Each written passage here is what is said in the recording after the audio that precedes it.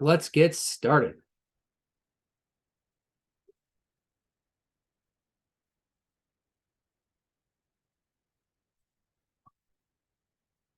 You close that all the way. Anyway, sorry. My son was starting to walk in my room. Okay. So yeah, we're going to talk a little about truth tonight. And I know we have talked about this before. We're not totally foreign to the topic, but we're going to spend a little more time on this tonight. I just covered some of this I covered a little part of it when we did the 12 points of how you know Christianity is true on, I think, 1 week or two, week 1 or 2, but at this point, that was so long ago, nobody probably remembers. That was back in February.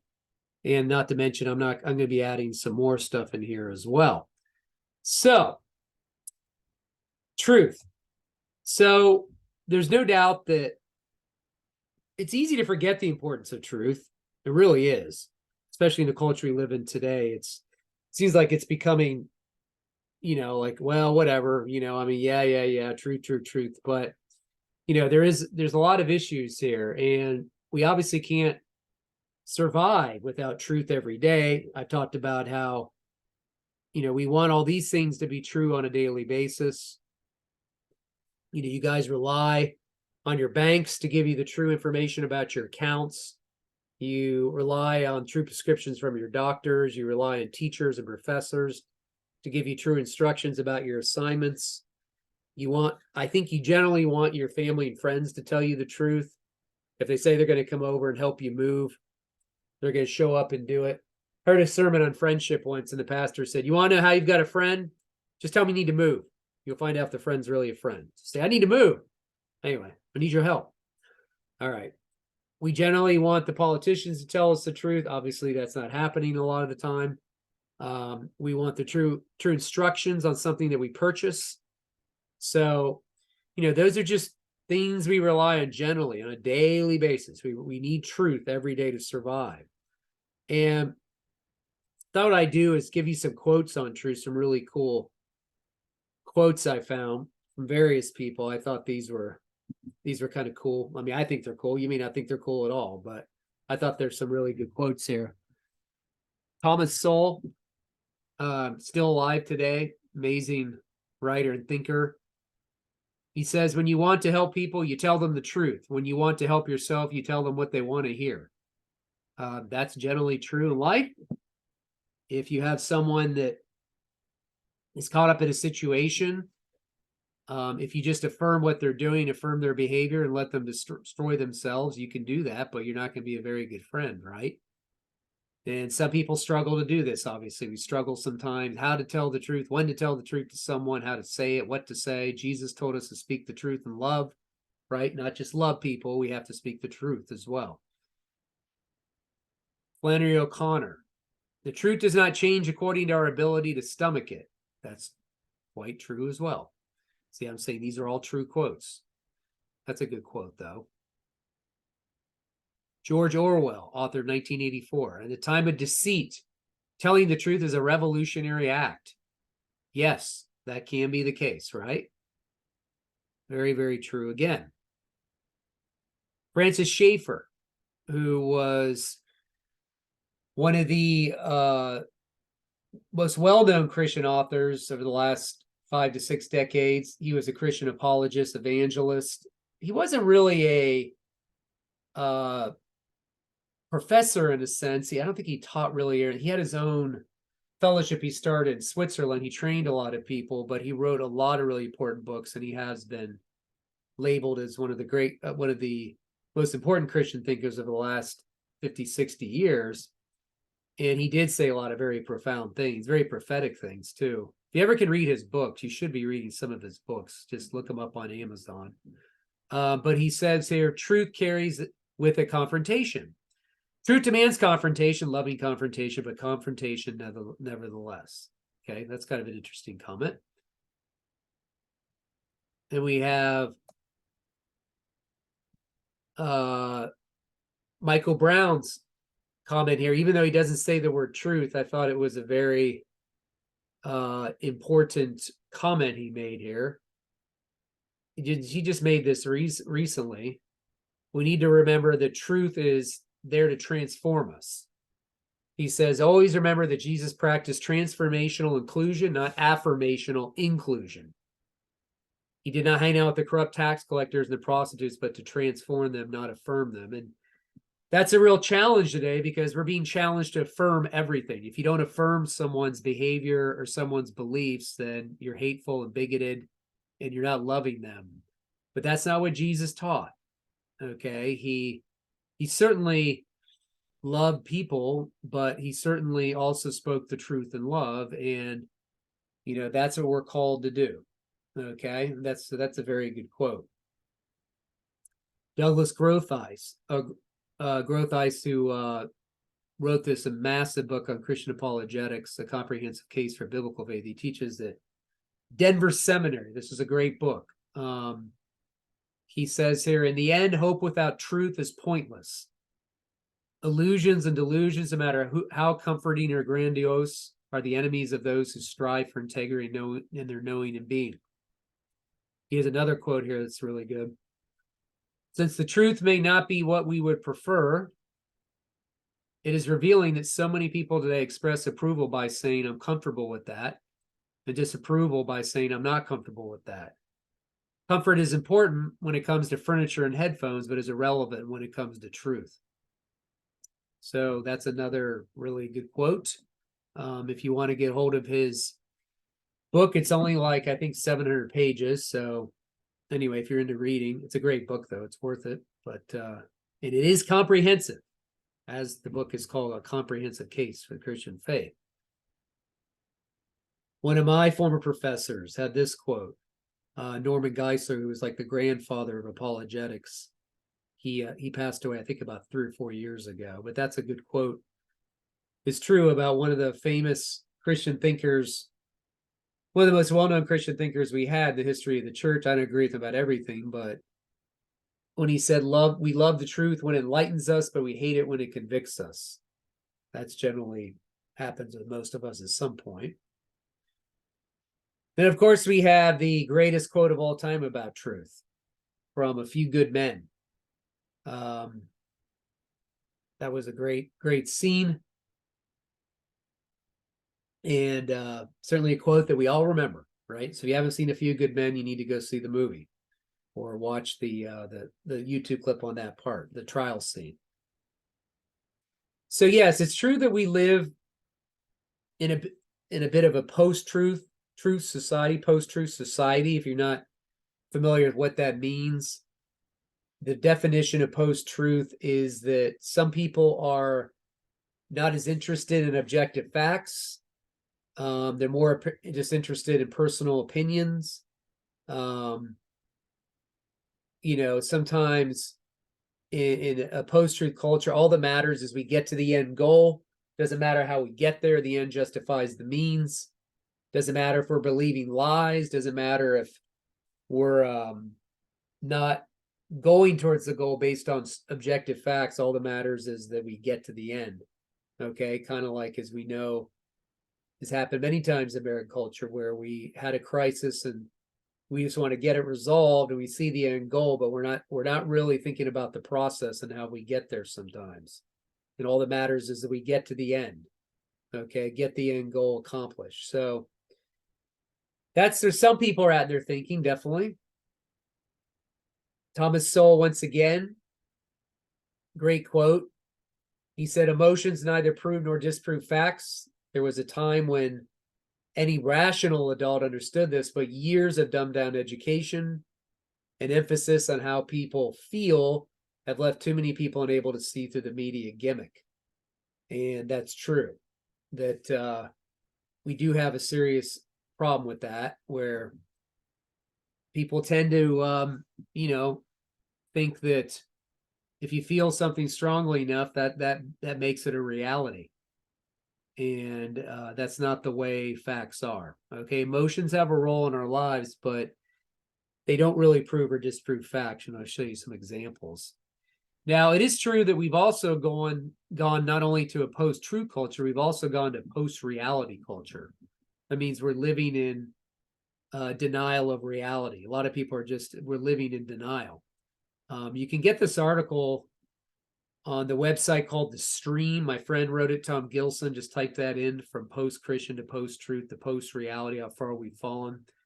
But I mean, when you start debating over whether men can get pregnant or not, then we've gone to a post-reality culture.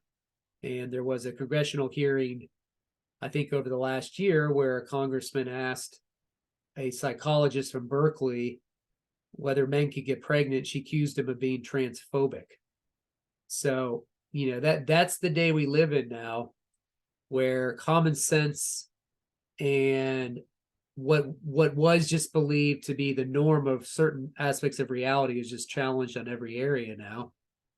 And we're living in post-reality. I mean, some people are just denying reality. They create their own reality.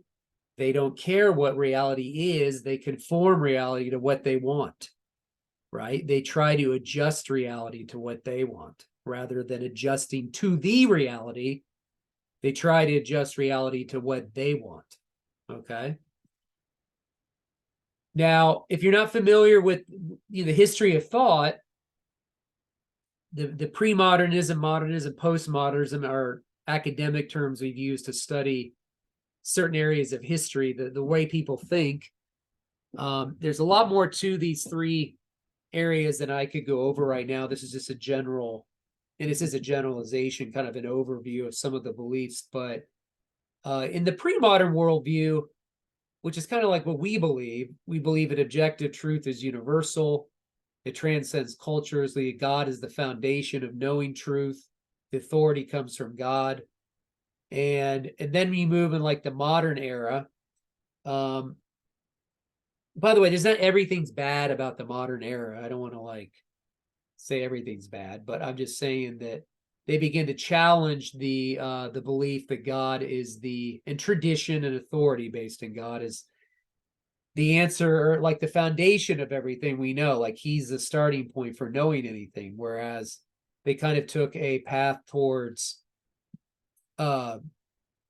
Darwinianism and science and rationalism as kind of like these philosophical schools of thought, which you'd have to read about. It's to study the history of philosophy, but they began to reject that God or the supernatural was the starting point for knowing things. Okay. And so they kind of moved into a different realm there. That's where you had a lot of the anti-miracles coming out, the worldview that challenged the belief in miracles. You had David Hume writing, you had other people writing, and then they basically shifted the authority strictly to other things like science and human reason alone. Now, as I said before, Christianity isn't against science and reason. It's just that it can't be the ultimate authority, right? And then we had a reaction to modernism, and along came postmodernism, especially after World War II, when the disillusionment of two worlds, World War I and World War II, that, as far as men trying to take science and use it for good and trying to use it as an authority failed. We saw the devastation of what happened in Germany, people experimenting on other people, and just it became a distrust in saying something is the ultimate authority and saying science is the ultimate authority or reason is the ultimate authority or God's the ultimate authority. Real challenge to authority. And so now some people still obviously are living under postmodern land where truth is really a matter of your culture, where you're raised. It's a matter of your perspective. It's a matter of social influences only. It's very subjective. It's there's not something that is unchanging or transcendent anymore. It's just each person forms maybe their own view of reality. There's no ultimate authority, and really is a skepticism of knowing anything with any kind of certainty. Okay, because of what happened with the wars, when people took that level of certainty and they acted on it, we got really bad results. A lot of people died. There was a lot of heartache and a lot of devastation. So postmodernism kind of reacted to that. But the problem is they've gone a little too far. I mean, they believe everything is socially constructed, gender, sexuality, God, everything's just a matter of social forces. It's a social construct. So most people today, probably they probably go back and forth from all three of these areas. I mean, there's people out there that have some pre-modern views. There's some people there that have been impacted by modernism. There's certainly people impacted by postmodernism. So I never try to label as anybody in one box. Now, postmodernism does get something right to the extent that people are certainly influenced by the culture they are raised in. I mean, their view of truth, their view of reality will be influenced by that culture, by their family background. Obviously, that plays a role, but it can't play like the only role. Of course, God plays a role if you think God exists. So they don't get everything wrong, but they certainly do get some things wrong. So anyway, if you want to, I have a little better I'm sorry, I have a little further definition of postmodern, some points there. So yes, it's the rejection of a lot of people. Postmodernism views just deny the view of objective truth. They think truth is socially constructed. You have your truth, I have my truth. We have our own views of gender. Culture comes up with their views of gender. That's what's happening right now. Gender is socially constructed, even race, whatever it is. They're suspicious of authority. They're generally, these are a lot of the people that if you run into, they say they're spiritual but not religious. Probably run into people like that. They'll say, I really don't like organized religion, but I'm spiritual, right? They'll say that. They believe in some kind of meaningful community. They have to find it. And they kind of smirk at anybody that says they know anything in an absolute sense or know truth in an absolute sense. They find that to be ridiculous. So it just depends. You have to read a little more on them. These are two good books that talk about postmodernism. If you want to get them, I talked about these before. The one on the left, The Death of Truth, was written by a pastor that lives where I live in Columbus, Ohio. They actually started talking about the problems of postmodernism back in the mid-90s, early 90s, and it's still here just as much as ever today, 2023. So it really hasn't gone away. Started before that. But anyway, okay. Now, you may say, it comes to truth, you may say, well, you run into people, sometimes you may say to yourself, how can they believe such a thing? How can they believe that? There's no way if you had any dose of rationality, you could believe that. But I think we find out more and more today that people are not always rational. Okay. That means that we say being rational, that means we desire to acquire beliefs that match reality. We actually try to acquire true beliefs, right? We don't want to try to go around believing a bunch of false things that aren't based in reality, right? That would not be something that we would try to attain to. I wouldn't think you'd want to do that. Certainly humans are all guilty of some kind of what we call confirmation bias. And that means that sometimes we just seek out information to confirm what we already believe. We don't listen to any counter arguments or counter information. We're all guilty of that, whether it be in politics, medicine, religion, anything. We just sometimes don't want to hear another view. Sometimes it's just that I want to find out what I believe and I want people to affirm it. I want people to confirm it. And I don't want to hang out with anybody that disagrees with me because they might say something that disagrees with my bias. Now, atheists have the same issue. All people have the same issue. Everybody has some confirmation bias, no matter what your background is, okay? All people from religious backgrounds have it. All people in politics have it. Anyone who is human has it. It's just part of being human. Okay, so don't worry if you have it. You're not a terrible person, but it's just there. For example, if you said, Eric says he saw a flying pig, and let's say if I believe that really strongly, you may say, wow, I don't think Eric is really very rational as a person. He's believing something isn't based in reality. Or you may say, well, I don't know, Eric gets a lot of his beliefs. I mean, he really does a lot of homework and looks at evidence that if he believes pigs can fly, then pigs must fly, right? No, I think your initial response would be you think I'm irrational, right? Because that is just not something that is part of the normal human experience.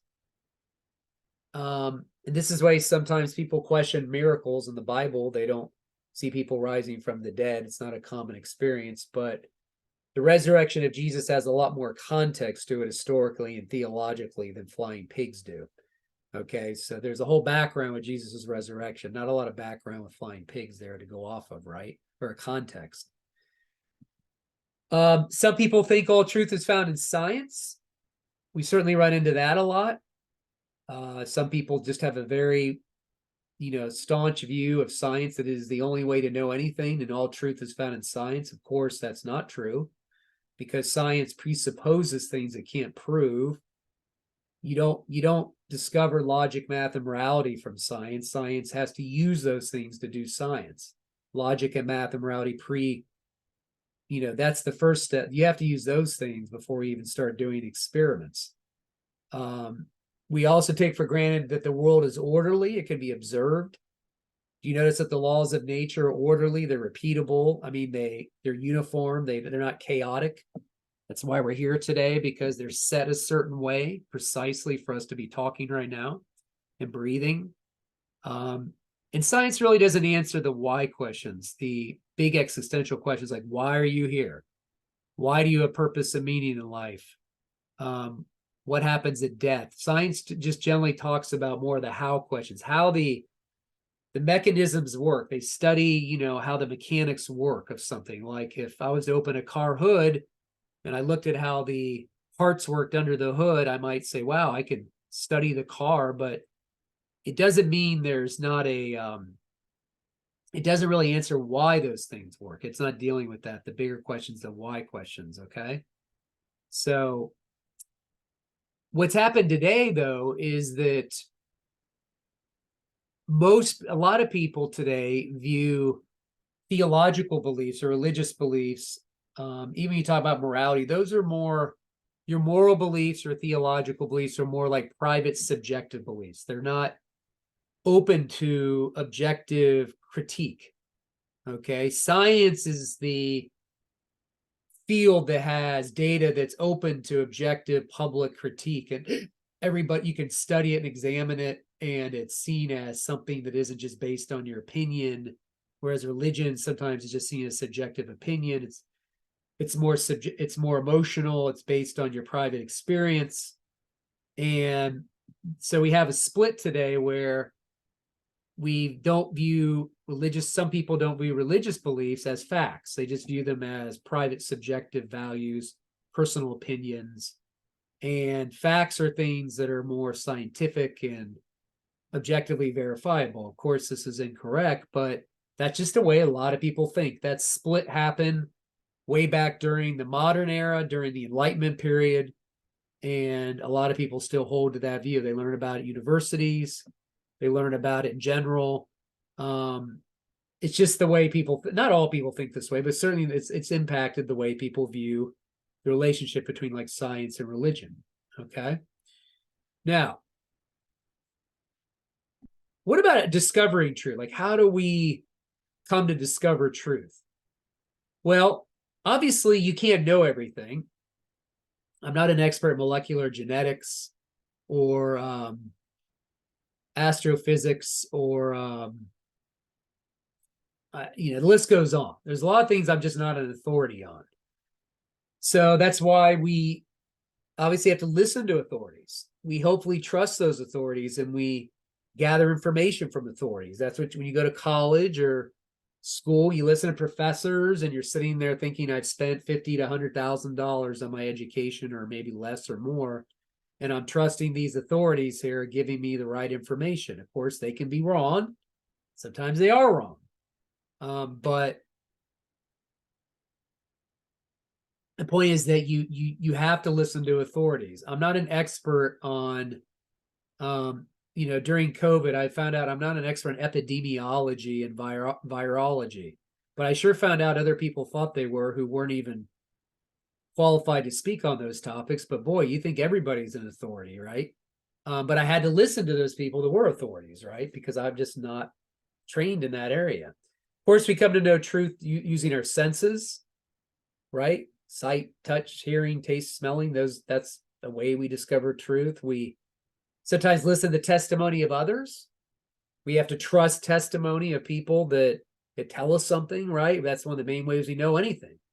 People tell us something. Hey, this happened to me. Hey, let me tell you this story about happening. Let me tell this story about my great grandfathers in World War II, or let me tell you this. Let me tell you that. We generally trust the testimony of other people unless we believe they're just not able to be trusted, whatever that reason is. But that's certainly one of the ways we discover truth. Of course, life experience is a way we discover truth, just going through certain issues of life, no doubt about it. We discover truth by asking questions, of course, through personal research and study. And of course, we have to use critical thinking, and we use logic to analyze evidence and arguments. I talked about this in the first Zoom call on 12 points of how you know Christianity is true. You cannot survive without using logic on a daily basis. You're using it all day long. You may not know you're using it, but you're using it. So whatever you do, don't say God's against logic. Oh no, God's above logic. Just don't say that, because you wouldn't be able to do anything without using logic daily. Okay, he gave you logic, and he is the source of logic. Okay, he gave us logic. Humans discovered it, and we codified it. So if someone says God exists, if I say to somebody, do you think, if I walked up to somebody and I say, yeah, I want to tell you something, I think God is real, I think God exists, I just made an assertion, right? I asserted that God exists. Now that I made that assertion, it doesn't mean the assertion's true. What if someone says to me, well, how do you know God exists? And then it's on me then. I made that assertion. I have to come up with some evidence for why I made that assertion, right? I made the claim. Now it's on me to come up with reasons why. And that's why you need to be careful when you assert certain things. If you don't have any evidence to back up your assertion, then it's just an assertion. And that's why assertions are not evidence. All kinds of people assert things all the time. They'll say, well, I believe this, or, maybe Jesus and the disciples smoked a bunch of or they were eating a bunch of mushrooms back then. They hallucinated, and that's why they believe what they believe. The disciples ate a bunch of mushrooms, and they thought Jesus walked on water because they ate a bunch of mushrooms. That is an assertion. Okay, if someone says Jesus is an alien, that's an assertion. You got to give me evidence for your claims. Okay, so that's just the way it works. Now, what about having better conversations about truth? One thing that we would need to do with people, and I know it's hard, it can be incredibly hard to talk to someone you disagree with, or just doesn't see it from your perspective, or just doesn't, you look at them like, oh, good grief, how can they believe that? It's so frustrating, right? How can someone believe men can get pregnant? Well, I mean, that is frustrating, but the point is that just you need to be conscious of some of the assumptions you're making and they're making. Maybe if you're making the assumption that they should know better, maybe they just don't know. Maybe they don't have the information. Maybe they're ignorant. Maybe they haven't been exposed to some evidence that you've been exposed to. Maybe they just don't know. So you don't assume they have been given the proper information, right? Obviously, we have to accept the fact that people have different views on many subjects. And in many cases, we're not agreeing. Number three, we're not really agreeing on our inferences. An inference is when you see something or you study something that you didn't see, maybe. You look at certain data, right? And then you come to a conclusion. You make an inference, a guess, or a conclusion.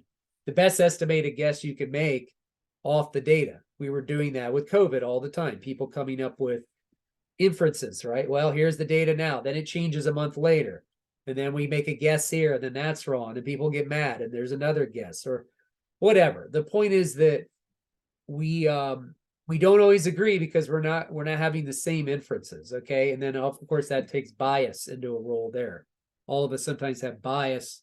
We look at that data, right, before we come to the conclusion. Okay. That's what happens in the intelligent design debate. People that believe in intelligent design are looking at the same data that people that don't believe in any kind of intelligence they're looking at. They just think the data points to a intelligent cause, right? They're inferring to an intelligent cause. The people that don't believe there's an intelligent cause are inferring the opposite direction. Sometimes it's a bias issue as well. Doesn't mean it can't be right or true. It can't be true because of bias. Bias is there. Also, you don't want to, before you take a stance on a truth position, make sure you don't commit yourself to something prematurely. We have a habit, definitely in our culture, of just rushing to a conclusion, right? We see one little clip, one little article, one little sound bite, like, oh, that must be true. That's it. Okay, we need to slow down, collect the information, maybe take some time before making a truth claim or making a judgment. Okay, we're too fast to pull the trigger a lot of times. And then fourthly, we have to sometimes, with people, even though we strongly disagree with, we have to sometimes focus on the similarities, not all the differences. I have Christian friends of mine that I strongly disagree with about certain things. I just do. Not all of them, but some of them I do. And it's just the way it is. I'm not going to change their views, and they're not going to probably change mine. It's just those views have been formed by conviction, through conviction and time, and just whatever other factors. But it's hard. Sometimes you just need to focus on what you have in common rather than all the differences, right? And of course, language plays a role in how we define terms. That plays a huge role in these discussions about truth. That's why we need to ask people, what do you mean by that? How did you arrive to that conclusion? What's that? When you say evidence, what do you mean by evidence? Or when you say there's no evidence for God, what do you mean by evidence? Or there's no proof for God, what do you mean by proof? Or, I don't believe in God. Well, what do you mean by God when you say God? Right? You need to ask questions. Okay. Language is very powerful. A lot of times that leads to a lot of disagreements as the language that's being used. Now, let's talk a little bit about the nature of truth and tests for truth. I've talked about this before. Someone says there's no absolute truth. Of course, that's an absolute truth claim, right? Say there's no absolute truth. That is an absolute truth claim. But, truth can be absolute even if our grasp of it isn't absolute. We don't grasp who God is in an absolute sense, right? God is absolutely true. God is absolute truth, right? He's not like shifting around.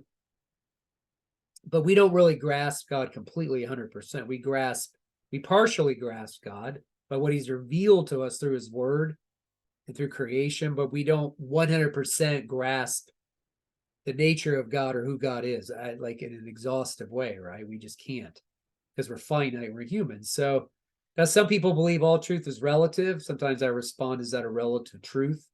That's kind of a self-defeating statement, right? And then the common view in Christianity, in the history of biblical thought, is that truth is what we believe what's called the correspondence theory of truth, that we believe truth is, it conforms to reality or actuality. That means that if I make a claim, generally you live your life this way every day. If you say, I'm going to the grocery store, that's a truth claim about reality, right? Or if you say God exists, it means you really think there is a God outside of the universe who exists, right? There's a God who engages in whatever your view of God is. I talked about that before, the biblical view, but the point is that you believe God exists in reality. It's matching reality. Or the claim that God raised Jesus from the dead. That's a claim about reality, right? Okay. That's the way most of us live our lives every day. Truth is what conforms to reality. So the correspondence theory of truth is independent of how people feel. It's actually independent of people really in general, because it's transcultural, meaning that it's true for all people at all times and all places. So if you say 1 + 1 is 2, that's true no matter where you come from, where you're born, how you feel, what you look like, your abilities. It's true for the rich, it's true for the poor, it's true for everybody. Okay, it's not based on something, your own subjective opinions. Okay, that's something that transcends all that. Now, when Oprah came out with this comment a ways back, Oprah, it got a lot of us thinking about how wrong she was by this. But she's got a lot of power, a lot of influence, of course. And I'm not saying she hasn't done anything good. I'm not trying to like tear her down. I'm just saying that there's a problem with this quote. She says, "What I know for sure is that speaking your truth is the most powerful tool we have." So the problem with that quote is that there's a difference between speaking your truth and the truth, right? There's a difference between speaking your truth and the truth. She says, "What I know for sure is that speaking your truth is the most powerful tool we have." Once again, there's a difference between speaking your truth and the truth. So, for example, our beliefs about truth change, but truth is unchanging. For example, there was certainly a time in history when the scientific consensus with the earth was at the center of the universe, the earth was flat, right? Does that mean the earth was flat? Because that's what they believed? No. Just their beliefs were wrong about that, right? But it was already true that the earth was not flat. They just didn't know that yet, right? It didn't change the truth about the earth. The only thing that's changed since then were our beliefs about the earth, right? So if I speak my truth, it's powerful. If I say the earth is flat, the earth is flat, the earth is fat, and I believe that as hard as I want. I know some people believe this. I don't want to get into the flat earth society. But the point is that if I speak it as hard as I can and keep saying it, believe it, does that make the earth flat? No, the earth is either flat or it's not flat. Okay. We're saying objectively the earth is either flat or not flat, right? And of course it's not flat. What about if you believe harder and harder and just believe as hard as you can that the universe has always existed, which means it is eternal, it didn't have a beginning? What if you believe that, just like they used to believe that? That's what the cosmologists used to think. They thought the universe had always existed. It was eternal. And then the evidence came in that had a beginning. I'll be darned. There's evidence that came in scientifically. The universe had a starting point, a beginning. And a lot of the people that believed the universe was eternal didn't like that, because if the universe is eternal, they figure there's no God. The universe just is. Now there's a beginning to the universe. We have to account for the cause. What caused the universe to come into existence, right? But the point is that you can't, if I just believe harder and harder, if I don't want to believe that, the universe is still eternal. It's eternal and I don't believe it had a beginning. Well, there's a difference between facts and your opinion. Okay. So if you want to hold to your opinion, your assertion, the universe is eternal, that's fine, but it's not based in reality. Okay. Because the evidence has come in now that the universe had a beginning. So that gets into some of the issues like objective truth versus subjective truth, similar to what I've been saying. There's a relationship, sometimes it's kind of what I've been saying. Objective truth is something that transcends the opinions of anybody, right? It's something outside yourself. It's independent of how you feel. It's not rooted in the opinions and beliefs that vary from person to person. It's a claim about reality independent of yourself, right? God's existence, for example, God's existence, that's an objective truth claim. I say God exists, it's not going to be, God's existence isn't determined by how busy people are, or whether people see the need for God, or whether they're happy or not, or whether they make millions of dollars or no money, or whether you don't believe he exists. Your belief doesn't make God exist either. He existed before you came to believe in him, right? He was already there. Just like the resurrection is not determined by how busy you are, or whether you're happy or not, or whether you don't believe that Jesus rose. Okay? He either rose from the dead 2,000 years ago or he didn't. It's a historical claim. It's an objective claim. Okay? Because some people say to you, well, if you believe that, it helps you, makes you feel better. That's not the issue at hand. The issue is whether it's based in reality, whether it really happened, whether it's true. I mean, Some people have a hard time understanding that, but that's from a postmodern mindset. If I believe hard enough that, or just keep believing hard enough that Lincoln was never assassinated, does that mean Lincoln wasn't assassinated? Of course not. Okay, your beliefs don't change the truth. Okay, your beliefs can adjust to the truth. Obviously, new information can come in that it's science sometimes where they believe something and that's the evidence they have at that time, and then more evidence comes in later and it shows that what they believed at that time, like I said, was incorrect. Now it's been corrected by new evidence, right? Of course, that's the way science works. That's fine. But the thing about truth is it exists beyond belief. It's true even if nobody believes it. Okay? Hopefully you believe it, but it doesn't mean just because you don't believe it doesn't mean it's not there. So let's talk about what truth is not. So truth is not simply what's pragmatically beneficial. If someone says to you, well, I'm a Mormon or a Muslim because it works for me. I once had a Muslim say to me, I'm a Muslim because it makes me more responsible as a husband, or it makes me a responsible male. Makes me more responsible, I'm a better man. Well, that's not really a test for truth. I could pick a lot of belief systems that make me a more responsible person. There's all kinds of self-help programs and things like that. So it's not that that's irrelevant. It's just that that's not the primary test for truth. Okay, just because it works for you. All right.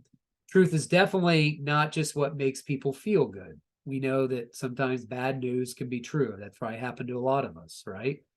Truth is not always what is intended, right? Good intentions can still be wrong. Truth is not simply what everybody believes. We know that many people believe, tons of people can believe something, it could still be a lie, right? It doesn't matter how many people believe it. That doesn't make it true just because lots and lots of people believe it.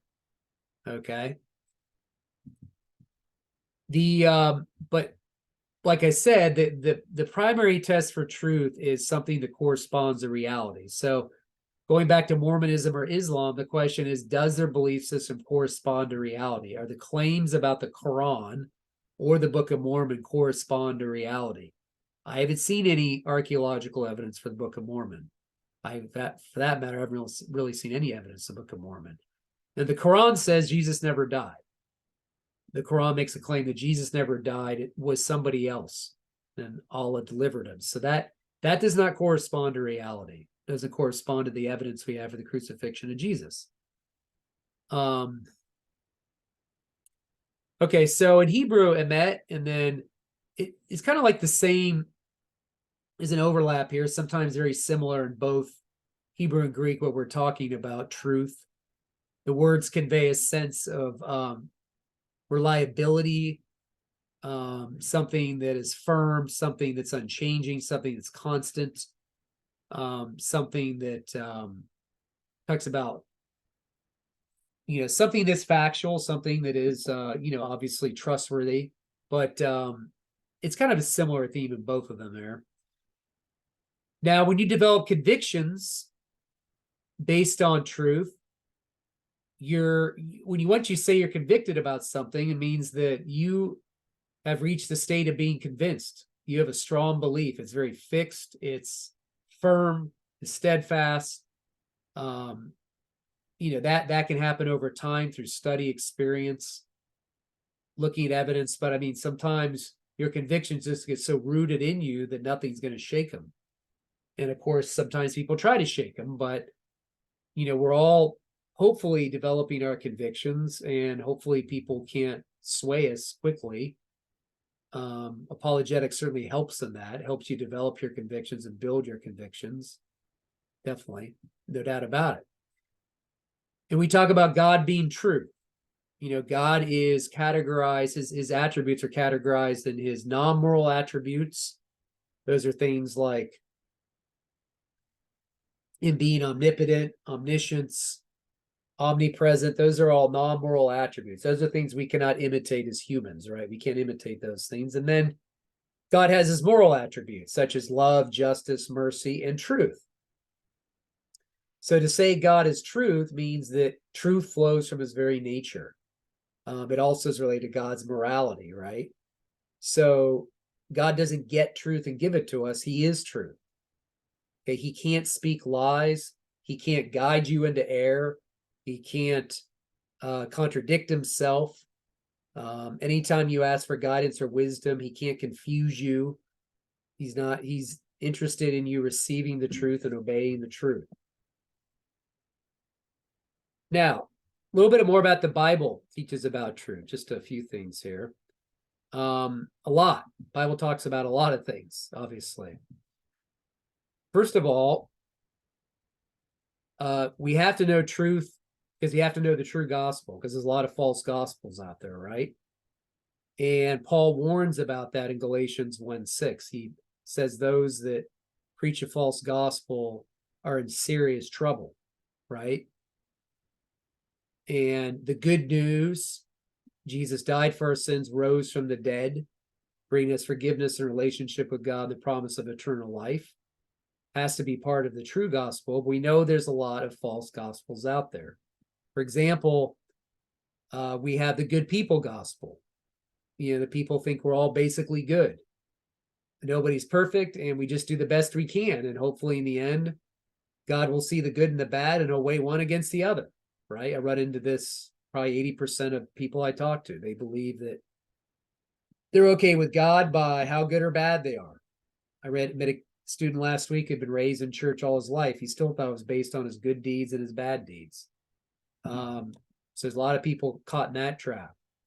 We have the self-esteem gospel. If you want to go to, there's all kinds of drugstores and other places you can go to, or Target. If you ever go there again, maybe you won't. That's fine.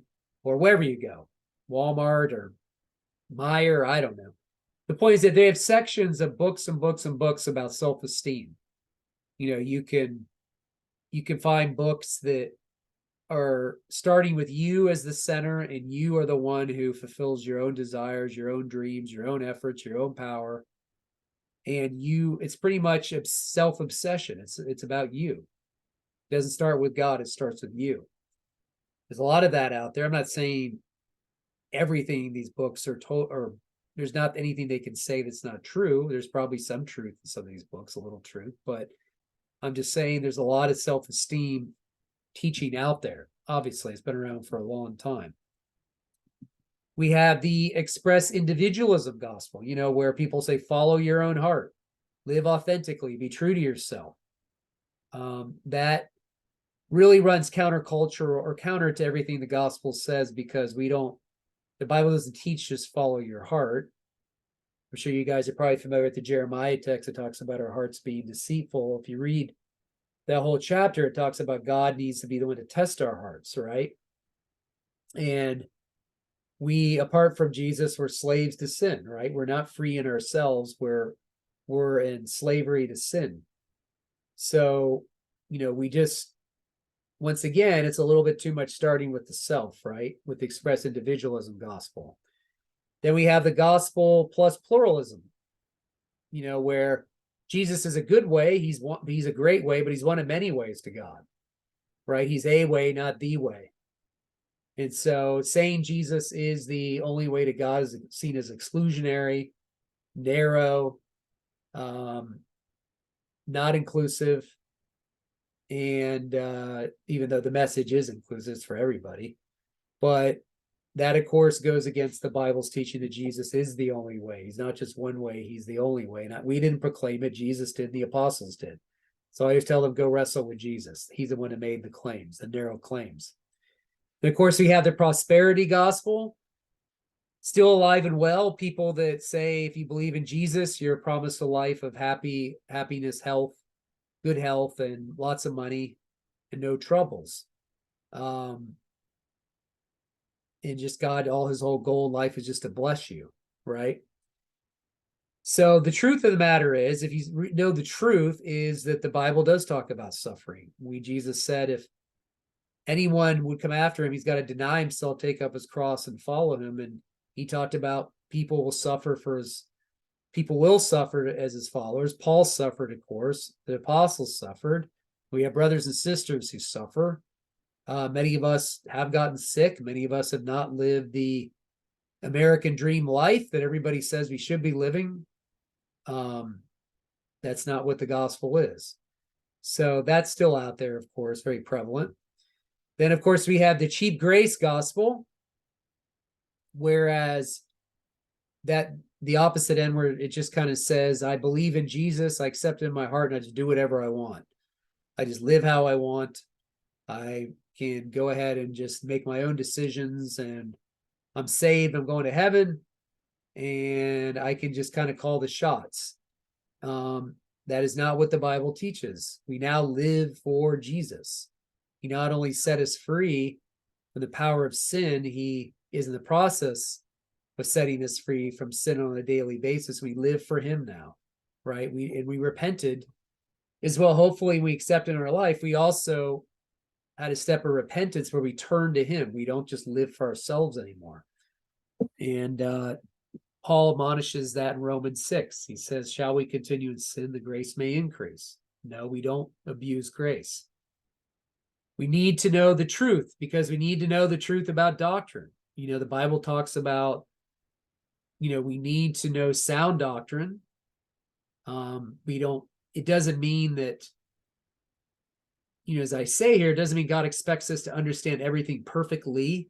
We have to understand every single doctrine exhaustively. Many of us don't have the time or the resources to do that, but we should know some of the basics, and should know certainly the basics of our beliefs and know how to explain them.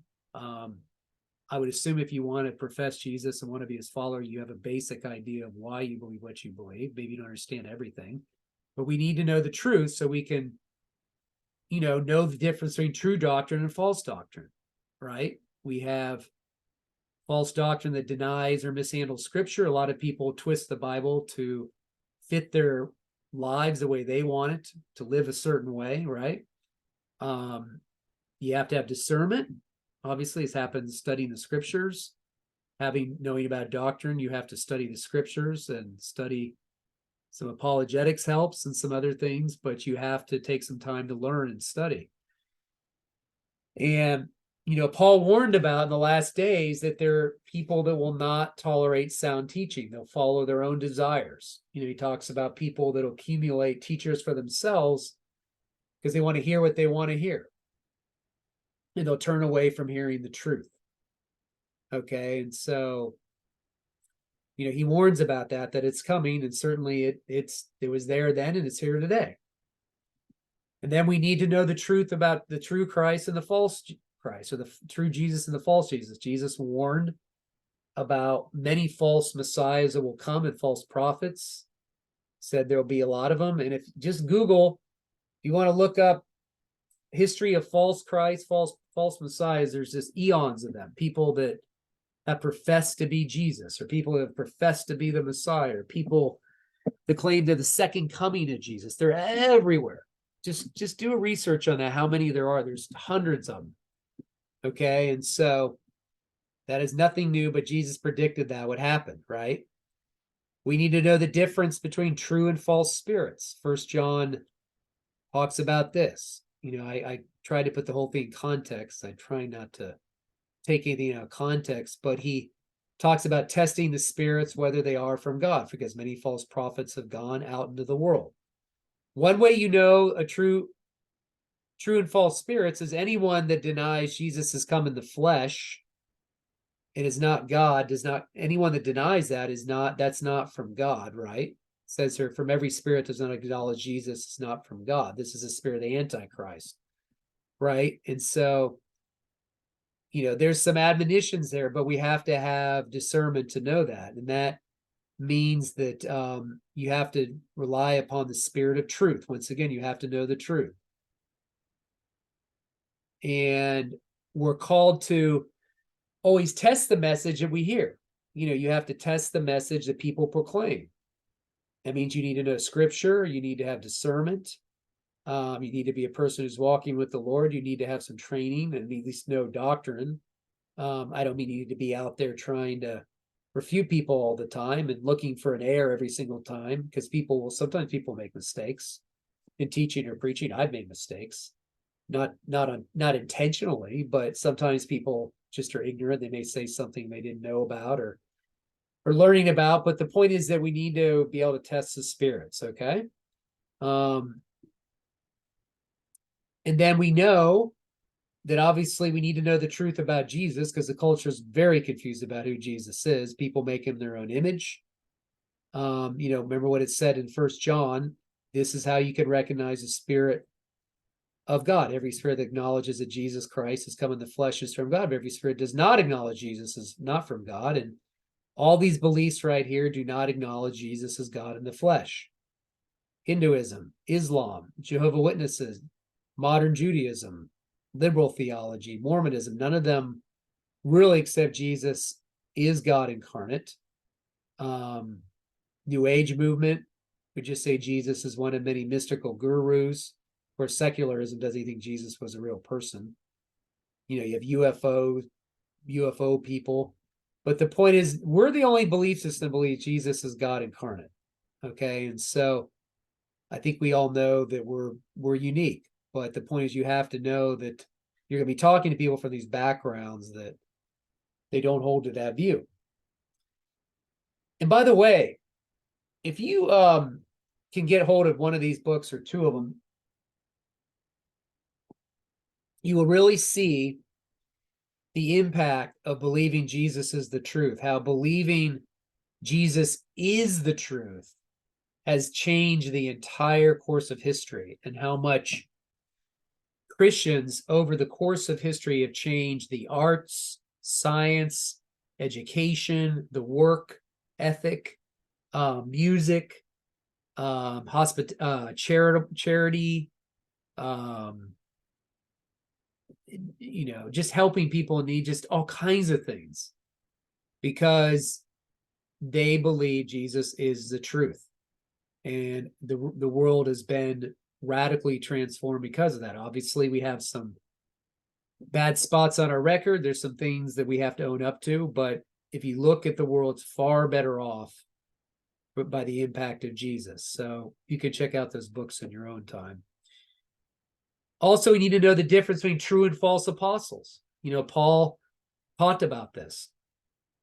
That Paul talked about false apostles who masquerade as Christian leaders. There talks about how, true apostle is somebody who's sent by God, right? He's ambassador of Jesus Christ, right? A false apostle is a pretender who does not truly represent Christ, whose message is false. And then Paul says in 2 Corinthians 11:12-15, he says, for what I am doing, I will continue to do so that I may eliminate any opportunity for those who want a chance to be regarded as their equals in the things they boast about. For such people are false apostles, deceitful workers, disguising themselves as apostles of Christ. And no wonder, for even Satan disguises himself as an angel of light. For it's not surprising servants also disguise themselves as servants of righteousness, whose end will correspond to their action. So obviously we have to know truth, regard to that as well. And then, it comes to truth in God's existence. Remember that God reveals the truth of himself, right? He has to take the initiative to reveal himself through creation, through a moral law we all have. Paul says every Gentile has a moral law in their hearts in Romans 2. Of course, through the coming of Jesus, through the Bible, through messengers that share that truth, and through the church, the ecclesia today, the community of believers. God reveals himself through his own children as a community all across the world. And then he talks about how the Spirit of truth, the Holy Spirit is the Spirit of truth again, will be our guide, right? Talks about the Spirit of truth will come and only speak on what he hears. He'll tell you what is yet to come. Jesus says to glorify me, because he's another Jesus, and he'll see from what is mine and he will make it known to you. So God sends the Spirit of truth. Can't be the spirit of error, the Spirit of truth to guide us into all truth. And, sometimes we may say to ourselves, what about truth in my life? Just personal applications. What about when I struggle with the same things? Why don't I see more transformation in my own life, or transformation in the other lives of others? Well, truth certainly is what changes us.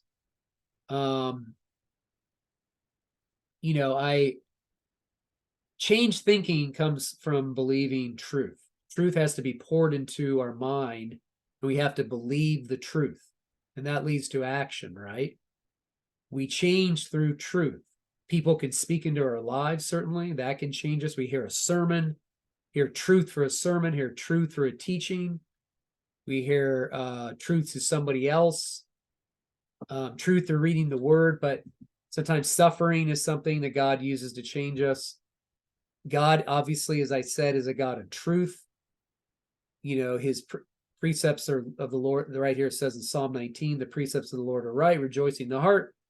The commandment of the Lord is pure, enlightening the eyes. The fear of the Lord is clean, enduring forever. The judgments of the Lord are true. They are righteous altogether.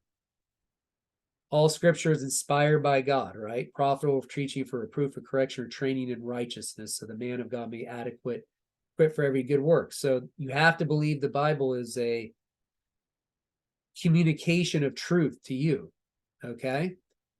And of course, when we meditate on it and study it and we try to apply it into our lives and we hear solid teaching, we are taking the truth of the word and trying to apply it. But truth is what transforms us, the truth of the word. And then when we need wisdom and we ask for wisdom, as James talks about, we're free to ask for wisdom anytime.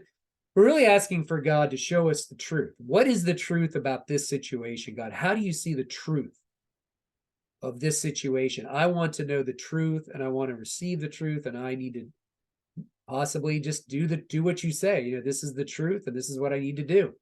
Help me to believe the truth, right? And so, when you run into people who are struggling about decision making, not sure what to do, they're confused, we have to ask God for the truth. What is the truth? How do you see this, God, from your perspective? Because you are truth, right? God doesn't give us truth. He is the truth, right? The truth flows from his nature. And of course, as I said, God can use community, the truth of wise people, but obviously they're not infallible. But we need to be open sometimes to having them help us. And of course, sometimes suffering changes us as well. We know that. And then remember finally that when it comes to truth and our emotions, our emotions obviously are things God gave us, but our emotions can be up and down all the time, right? We need to go back to the truth a lot of times, because the truth can be the thing is what keeps us close to God over the long haul. And sometimes we forget the truth of what God says about us. We tend to believe what our emotions tell us. We tend to believe lies like, oh, God's not happy with me. He doesn't love me anymore. He's mad at me. He's kicking me out of his family. I'm not saved anymore. He's booted me out. I need to get resaved. And then he boots me out again. I need to get resaved.